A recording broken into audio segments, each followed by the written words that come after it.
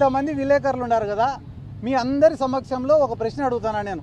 తెలుగుదేశం వాళ్ళు ఈ 15 నెలలు 16 నెలల్లో ఒక్క పని చేసినారా?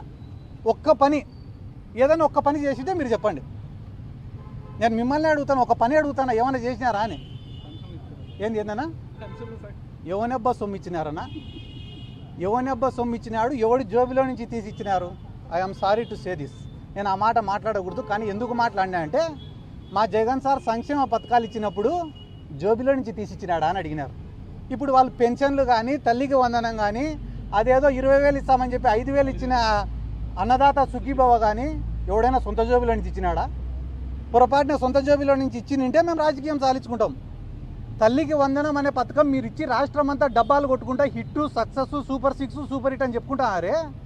అసలు తల్లికి వందనం అనే ఆలోచన, అమ్మఒడి అనే ఆలోచన చేసిన మా జగన్ సార్ గురించి మేమెంత గట్టిగా చెప్పుకోవాలా? మేమెంత గొప్పగా చెప్పుకోవాలా?